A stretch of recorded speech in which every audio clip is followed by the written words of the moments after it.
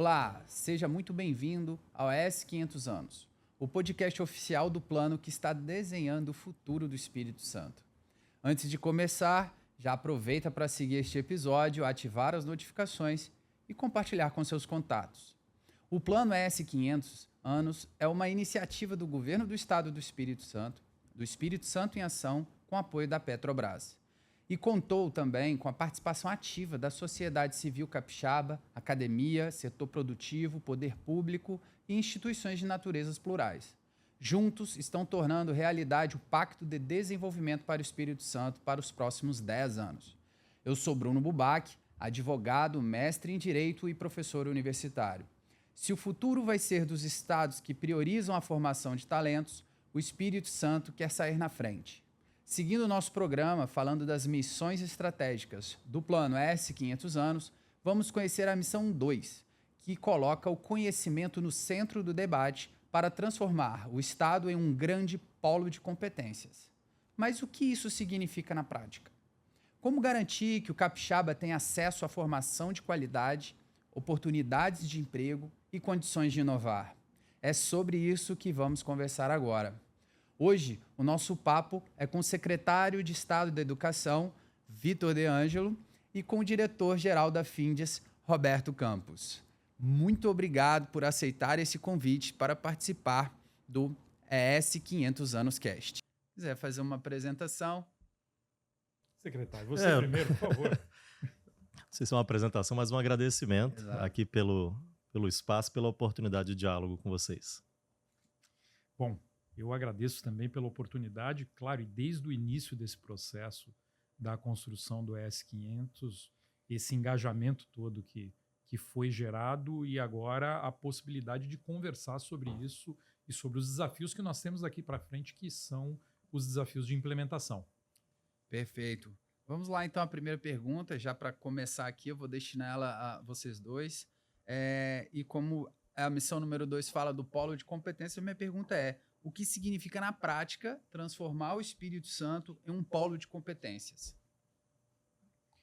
Eu posso começar aqui, talvez, até numa provocação ampla em dizer, secretário Vitor, que assim, acho que nós temos, assim como o mundo inteiro, um grande desafio do ponto de vista de capital humano. E esse desafio de capital humano, ele compreende entender o destino estratégico do Estado do Espírito Santo ou de qualquer território e trabalhar de maneira intencional do desenvolvimento das competências necessárias para dar sustentação a esse desenvolvimento.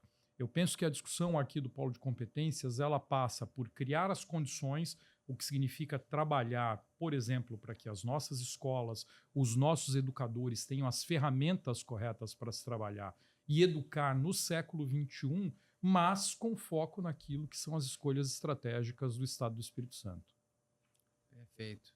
Eu não sei se polo de competência é um conceito já, né? Confesso que... Foi nomeada a missão dessa então, forma de maneira... É isso, mas é um bom nome, é amplitude, uma boa expressão. É isso que eu quero dizer. Eu não sei se está conceitualmente estabelecido, mas que é uma expressão assim, didática, eu acho que é, porque basicamente, quando eu escuto essa expressão, o que me vem à mente é a transformação do Espírito Santo num espaço, né, geográfico, mas também econômico, social, cultural e, evidentemente, educativo, de formação de pessoas que tenham determinadas competências. O Roberto, pelo que compreende da resposta dele, estava associando essas competências ao tipo de desenvolvimento que a gente vai ter no Estado. A gente poderia ir até um passo adiante, porque essas pessoas formadas aqui não necessariamente ficarão aqui. Elas são pessoas que, nascidas no Espírito Santo, podem ir para outros lugares, depois voltam para o nosso Estado. Então, ser um polo de competências, no sentido mais amplo da expressão, é ser um espaço formativo, né, muito sólido, né, de uma formação, é lógico, de qualidade, para as competências que são exigidas no nosso século, no nosso tempo, na nossa economia regional, mas também na economia brasileira. Pensar da forma como a educação ela é olhada hoje, né, não apenas com conhecimento de objetos, né, de aprendizagem, mas que por meio deles a gente desenvolva as nossas competências como um profissional no futuro, um cidadão, né, em todo o tempo. Então, acho que É isso que eu penso quando ou escuto o Espírito Santo se tornar um polo de competências. É interessante que aí seria como o Espírito Santo como uma referência onde se trabalham essas competências dentro do sistema de ensino, sistema educacional de uma maneira ampla, né? Eu ia falar celeiro de talento, coisa, mas eu achei que a expressão era muito batida, né? Mas eu Mas é gosto, qualquer, mas eu é qualquer gosto da coisa ideia. mais ou menos É mais assim. ou menos isso.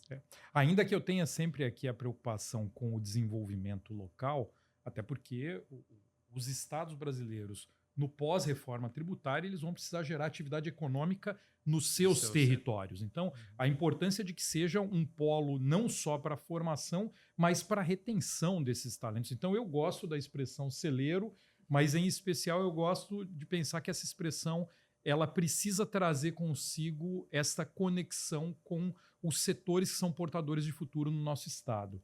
Exato. E se a gente imaginar o Espírito Santo hoje, Vitor, ele já tem bons indicadores educacionais. Mas o que falta para a gente dar um passo adiante em qualidade, em competitividade, pensando aqui para frente, no futuro?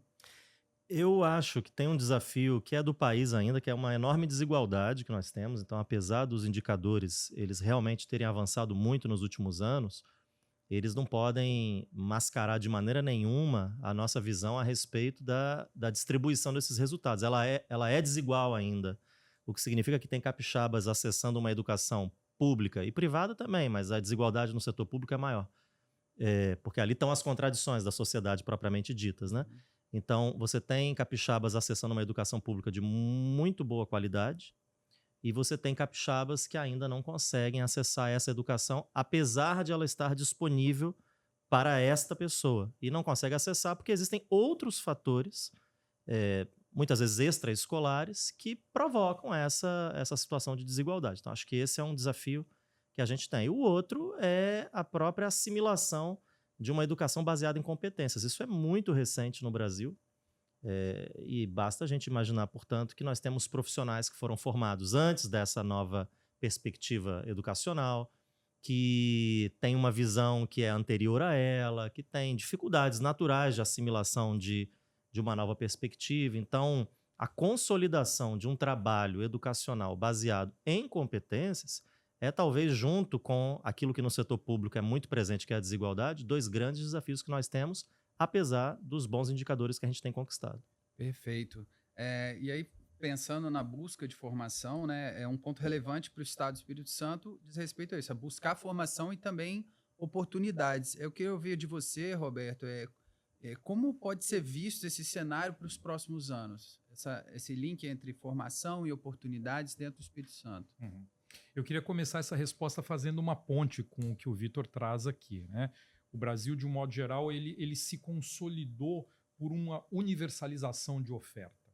Uma das questões que a gente precisa enfrentar é a questão de qualidade. Então, isso implica em um engajamento maior desses meninos e meninas no processo de ensino-aprendizagem, mas um engajamento também nas competências que são as competências do nosso tempo. E acho que aqui é o que o Vitor traz. Essa ideia de que competências inseridas no modelo pedagógico é uma questão relativamente recente para nós. Agora, acho que vale dizer o seguinte, o Espírito Santo ele tem uma oferta muito boa. Nós temos uma oferta muito boa de educação técnico-profissional, nós temos uma oferta de qualidade de ensino superior, nós somos um dos estados com a maior densidade de institutos federais, por exemplo. Isso faz com que a gente tenha aqui no estado oportunidades do ponto de vista de formação bastante disponíveis, sejam elas na rede privada, na rede pública, no Sistema S, que acaba sendo um operador parceiro da Secretaria de Educação, por exemplo. Eu acho que cada vez mais aqui o nosso desafio estará em como nós vamos engajar os jovens neste processo, porque o Estado é um Estado repleto de oportunidades. Basta dizer que hoje nós temos um desemprego aí da ordem de 3,9%, 4%, pegando os dados da PNAD contínua, e se eu pegar ensino superior, eu vou provavelmente ali observar alguma coisa em torno de 1,5%. Ou seja, é quase que um desemprego friccional. O indivíduo sai do trabalho dele, na semana seguinte ele responde à PNAD contínua, na semana sequente ele já está empregado. Então, essa é a realidade do Estado do Espírito Santo. Se nós queremos fazer com que o Estado cresça e cresça a partir de uma densidade maior de capital humano, vai ser muito importante que a gente engaje esse jovem e não só o jovem. A gente precisa começar a olhar como nós vamos fazer com que essas oportunidades educacionais, elas também alcancem aqueles adultos que querem ressignificar suas carreiras. Aqui entra o famoso conceito de upskilling ou de reskilling, né? de criar novas competências naquele indivíduo que já está no mercado de trabalho a partir deste acesso às redes educacionais, dentre elas todas essas que eu citei. Isso, e o caminho até dentro do ES 500 anos, dentro da missão número 2, né, fala em integrar governo, empresas e universidades. E aí, Vitor, como que essa articulação ela acontece na prática, essa integração entre esses 3 pontos aí da cadeia? Eu acho que tem diferentes maneiras, mas eu vou citar 2 exemplos, né? Com o IFES e com o Sistema S, que exemplificam bem essa parceria com o ensino superior.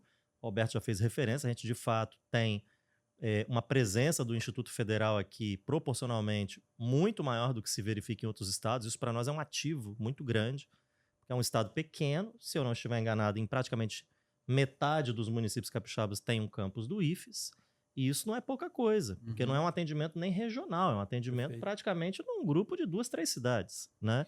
Com uma formação de mão de obra de grande qualidade, historicamente, desde que Escola Técnica, Cefet, até chegar no IFES, é uma instituição muito renomada, com quem a gente tem parcerias para a formação de alunos nossos que no itinerário de educação técnica e profissional cursam esse itinerário no ensino médio oferecido pelo Instituto Federal. Da mesma maneira, a gente fez com o Sistema S. Então, nós ali, por meio de uma parceria, temos os nossos alunos cursando num turno a nossa escola e num outro turno, de forma concomitante, nas instalações do Sistema S, os seus cursos e as suas instalações, que, por sua vez, também são muito renomados e instalações reconhecidas por sua qualidade. Então, é um tipo de parceria, né, que eu estou me referindo especificamente à oferta, que acho que tem muito a contribuir para a formação desse capital humano, a que o Roberto já se referiu também, porque eu costumo falar que, por mais boa vontade que o governo do Estado tenha, a Secretaria de Estado da Educação ela não tem como seu negócio principal a formação de pessoas com habilitação técnica e profissional, por diversas razões que aqui a gente não teria espaço para discorrer. E por isso, estabelecer parcerias com outras instituições é otimizar os nossos investimentos, é ganhar tempo, é ganhar escala. Então tem muitas, né, é ganhar em qualidade, por ser aí sim o negócio dessas instituições, né, 2 aqui que eu citei. Então acho que a oferta é um bom exemplo de como essa parceria com o setor produtivo, as universidades, ela pode acontecer. Excelente. Roberto, queria fazer uma pergunta. O mercado de trabalho ele muda muito rápido, né? Novas profissões surgindo, desaparecendo, outras de maneira muito rápida. E o plano contempla uma estratégia para antecipar essas transformações que vão alterar as profissões do futuro. Qual a sua visão sobre essa abordagem?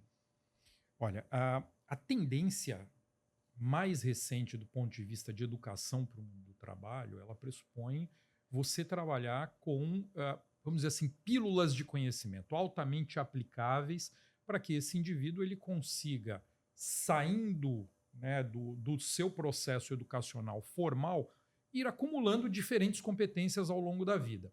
Se a gente considerar a velocidade, Bruno, com que o mundo muda em função principalmente dos inputs de tecnologia, só para pegar um exemplo aqui, inteligência artificial, muda de forma dramática grande parte das profissões. E não são somente as ditas profissões intelectuais, inclusive profissões operacionais. A IA aplicada à atividade industrial muda o processo produtivo, aplicada a um processo de atendimento, a um processo de vendas, muda a maneira de elaborar propostas.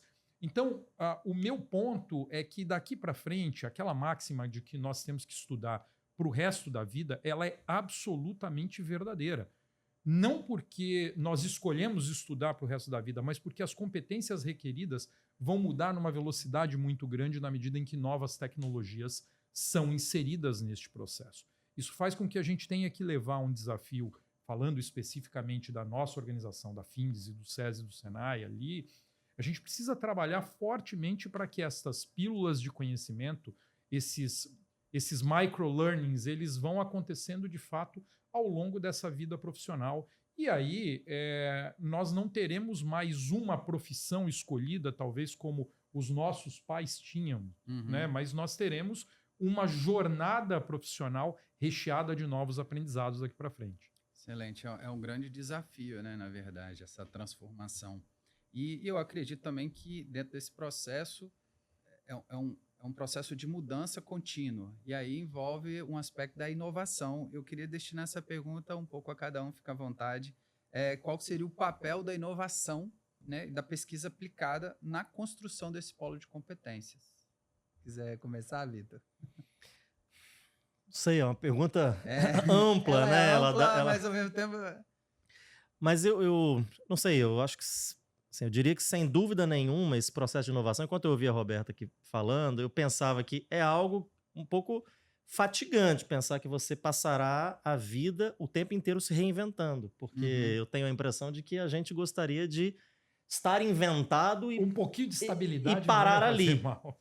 Então, e é isso. Buscar um conforto. Por outro lado, não se poderá falar de monotonia, né? Porque o tempo inteiro a gente estará aberto a novidades. Então, essas novidades passam por um processo inovativo que é contínuo, né? Eu acho que tem um desafio aqui, até fugindo ligeiramente da sua pergunta, que é como pensar a sustentabilidade humana, né, nesse processo todo, né? Porque no final das contas, a gente está falando de um monte de coisa, mas isso acontece por meio de pessoas. E pessoas têm os seus limites. Então, e como elas também não são descartáveis, a gente tem que valorizar os seus limites, entendê-los e, ao mesmo tempo, pensar esse processo de inovação. Isso passa, sem dúvida nenhuma, por uma educação contínua, educação ao longo da vida, como a gente fala, né, no sistema educacional. Passa por pesquisas, né? Então, o processo de inovação aqui, não sei se você, quando fez a sua pergunta, pensava nas universidades, nas instituições de pesquisa, mas essa também pode ser uma visão muito brasileira, porque a pesquisa no Brasil ela é feita muito em universidades, mas em outros lugares não, né? Em outros lugares você tem empresas, você tem outros institutos realizando pesquisas aplicadas, né? E pensando aqui no caso da empresa, acho que o Roberto vai ter muito mais condição do que eu de dizer sobre isso, as empresas investirem em pesquisa aplicada com foco em inovação pode ser uma forma, inclusive, de trabalhar esses aspectos anteriores que eu disse, uma vez que esses recursos humanos estão ali. Porque quando a gente fala de pesquisa na universidade, são duas coisas cindidas, né? Porque a pesquisa está num lado, as pessoas que são alvo daquela inovação estão em outro. Quando a pesquisa aplicada acontece dentro de uma empresa, nós estamos falando dessas duas coisas juntas, né?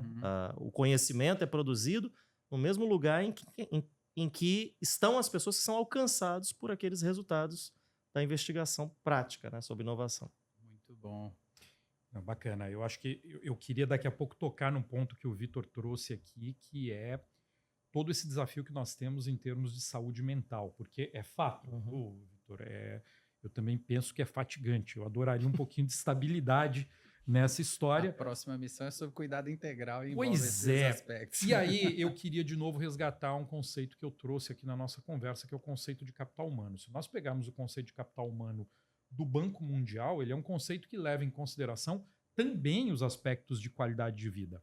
Ele não está considerando tão somente no capital humano ali a educação e a educação ao longo da vida. Ele considera a longevidade desse indivíduo, a saúde mental desse indivíduo. Esse, sem dúvida, será um desafio que nós precisaremos abordar. E aqui, como eu entendo que as missões têm um grau de integração muito grande, essa discussão do polo de competências ela é um pouco indivisível dessa discussão da qualidade de vida em si. Mas eu queria me ater agora, talvez um pouquinho na tua questão, colocando o seguinte, uma das missões que o S500 traz, um pouco até do estado futuro que é enxergado por Estado do Espírito Santo, envolve uma economia mais inovadora, mais competitiva, mais diversificada. E isso tudo depende, na sua essência, de formação, de capital humano. O que eu quero dizer sem nenhum demérito às demais missões. Essa missão aqui ela é basilar.